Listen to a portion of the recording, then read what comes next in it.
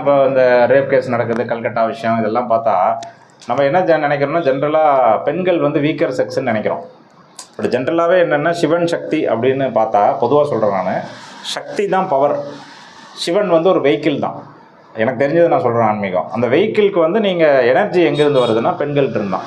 ஆனால் நம்ம பெண்கள் என்ன நினைக்கிறோம் அப்படின்னா, நம்ம வீக்கர் செக்ஸு ஃபிசிக்கலாக நம்ம வீக்காக இருக்கிறதுனால, நம்ம சமுதாயத்தினுடைய கோட்பாடுனால வீக்காக இருக்கும்னு நினச்சிக்கிறோம். பட் இதை வந்து நம்ம புரிஞ்சுக்கிட்டோம் அப்படின்னா, எவ்வளோ பெரிய விமன் இது மேல் சக்தி வந்தாலும் நம்ம எடுத்து எரிஞ்சிடலாம். இது எல்லோரும் சொல்லுவாங்க. இது ஒரு உதாரணம், உண்மை உதாரணம் சொல்லணும்னா, நடந்தது வந்து யூஎஸ்ஏல ஒரு புக்கில் படித்தேன். அங்கே வந்து ஒரு ஹவுஸ் ஒய்ஃபு, ஒரு அம்மா வந்து வீட்டில் சமைக்கிறாங்க. அவங்க சன்னு வந்துட்டு வெளியே காருக்கு டயர் மாற்றிட்டு இருக்காரு. இதை பிபிசியில் இன்டர்வியூவாக பார்த்தேன் நான். அந்த டயர் மாற்றிட்டு இருக்கும்போது அந்த ஜாக்கி விழுந்து டோட்டல் கார் வந்து அவர் மேலே விழுந்துருச்சு. அவங்க குழந்தை மேலே, பையனா அவருக்கு ஒரு 10 வயசு 5 வயசு தான் இருக்கும். அப்போ கத்துறாரு, இந்த அம்மா ஒடியாராங்க. உங்களுக்கு அந்த மாதிரி யூஎஸ்எல்லாம் வந்து வீடுலாம் பக்கத்தில் இருக்காது, தனித்தனியாக தீவு மாதிரி தான் இருக்கும், யாருமே இல்லை. இந்த அம்மா அந்த பையன் உயிர் போயிடக்கூடாதுன்னு ஒரே கையில் அந்த காரை தூக்கி எரிஞ்சிட்டாங்க. அந்தாண்ட காரணம், இப்போ மாருதி காரே எவ்வளோ வெயிட் இருக்கும் உங்களுக்கு தெரியும். ஒரே கையில் அந்த இன்னொரு கையில் கரண்டியை வச்சுட்டு அந்த ஃபோர்ஸில் தூக்கி அந்த காரை போட்டாங்க, பையனை காப்பாற்றிட்டாங்க.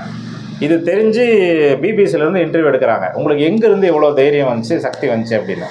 அப்போ ஆக்சுவலாக என்ன, பெண் சக்தி மனசில் இருக்குது, உடம்புல கிடையாது, மனசில் இருக்குது. இப்போ இந்த மனம் திடமாக ஜாஸ்தி பண்ணுற வேலையை நம்ம பண்ணோம்னா நம்ம எல்லா இடத்துலையும் எதிர்த்து அடிக்கலாம். ஏன்னா நம்மளுடைய கடவுள் படைப்பை வந்து நம்மளை இப்படி படைச்சிட்டாங்க, வீக்கர் செக்ஸாக இருக்குதுன்னு சொல்கிறாங்க. பட் வந்து மனோதிடம் தான் திடம் அப்படிங்கிறது, ஃபிசிக்கல் ஸ்ட்ரென்த்து கிடையாது.